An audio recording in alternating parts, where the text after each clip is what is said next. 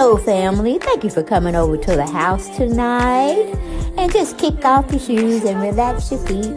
Party on down to the SK beat. We're kicking. Just kicking. Just kicking.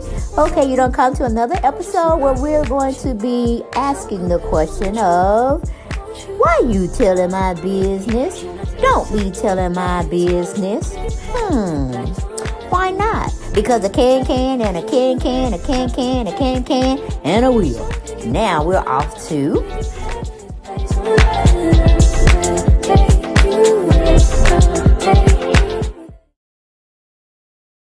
Hello, and thank you for coming to the channel.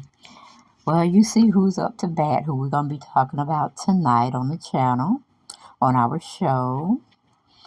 I can't believe that people still believe that whether they do a white-collar crime, blue-collar crime, low-class kind of crime, that they're not going to be able to make bail, or they feel like they should be given another set of rules. And, you know, another set of rules could go for, like, people that are celebrities. You know what I'm saying? Like, they're above the law. Don't treat them like regular citizens. They have a little bit more to lose in society as well as financially. But no, when you do a crime, you got to do the time. And that would get me. I never understood the whole philosophy of the crime meets a prison sentence of 14 years. But then you plea bargain and do all this other stuff, and you're just gonna serve 6. Like, no, whatever that sentence said, you must, abide by what it means. If it's 14 years, it's 14 years. There's no plea bargaining. There's no time for good behavior and all that stuff. No. That's why people continue to do white-collar crimes. Okay, and the reason I guess they call them white-collar crimes is because they're not actually physically hurting someone. But you're mentally destroying them when you do crimes that take innocent people's life savings, or they defrauded, taking money from their banks or whatnot illegally. That's going to become a mental problem, which is going to become a physical problem. But people don't see it that way. They just don't see it that way. And I say crime and the punishment has no color type. I don't care what walks of life you come from or what cultures. If you do the time, which is premeditated. I mean, if you do the crime, which is premeditated, most of the time, you got to do the time. Now, why were the Chrisleys asking for bail? I have no idea. I mean, they knew about this deal last year in the summertime, and I guess the appeals just kept running out on their behinds. Now they're feeling some kind of way about it, and they don't want to go. And it's not like they're going to a general population type of prison.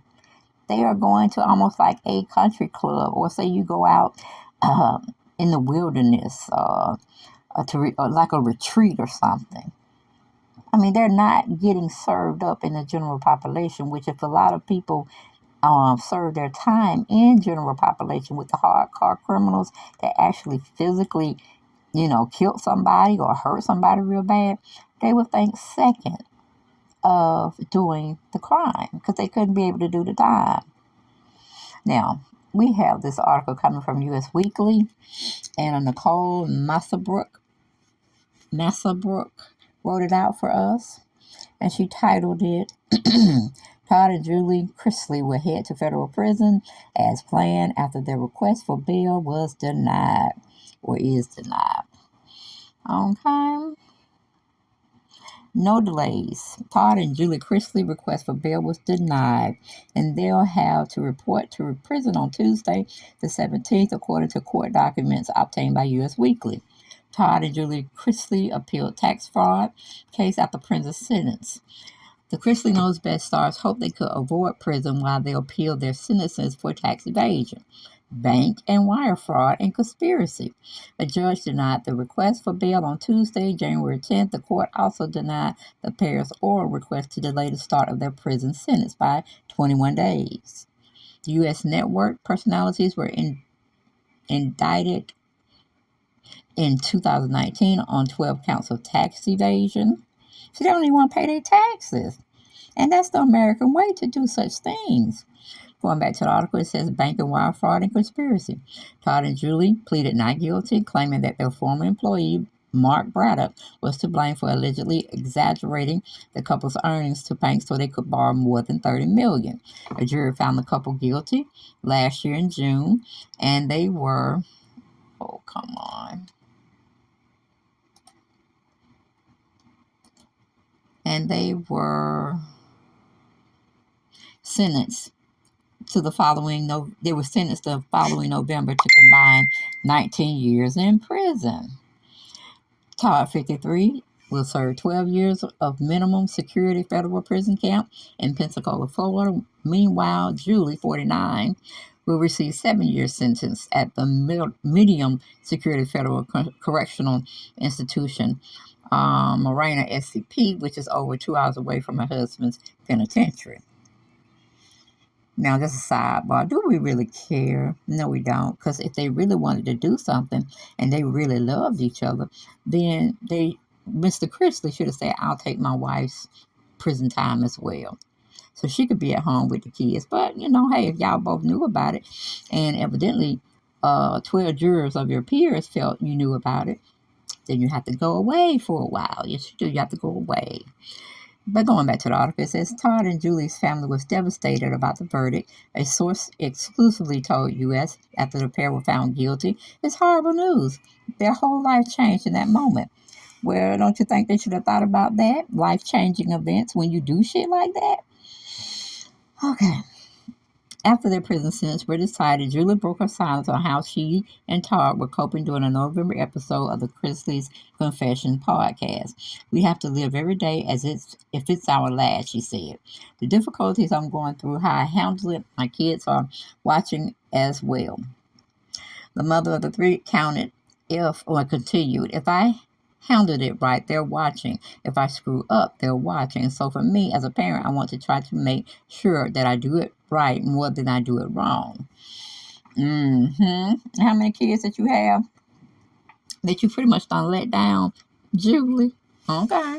Now your old mother, seasoned mother, got to go over there and help the kids that are left behind because of you and Todd's messy plan to overthrow people.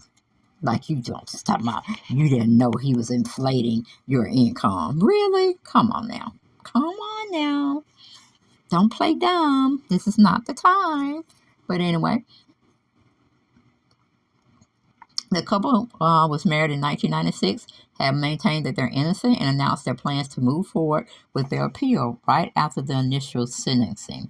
Yesterday was a difficult day for Chrisley family, but Todd and Julie are people of faith, and that faith gives them strength as they appeal their convictions. The couple's attorney exclusively told U.S.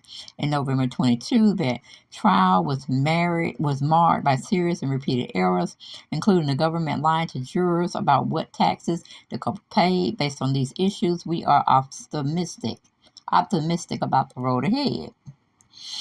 The reality star are the parents of daughter Savannah, 25, son Chase, 26, Grayson, 16. They also share their 10-year-old daughter, Chloe, whom they legally adopted in 2016. Todd is the father of daughter Lindsay, 33, and son Kyle, 31, from his first marriage to Teresa Terry. Okay? Savannah, for her part, revealed during an episode of her Unlocked podcast that she had taken custody of Grayson and Chloe after the news of her parents' fate was announced. Well, how civil. How civil. That's what you should do. When your parents don't do right, the kids usually have to pay for it and take up the slack. Okay? But maybe this would teach the Chrisleys to not invest or do dirt behind closed doors, knowing one day it's going to come out and shot the shit out of both of them, which they have it all over their face at this time. But we will send prayers up for the family that they be safely taken care of until the parents are able to come back home and finish the raising of them. All right, but that's all I got. I ain't got no more. I'll see you next video. Bye-bye.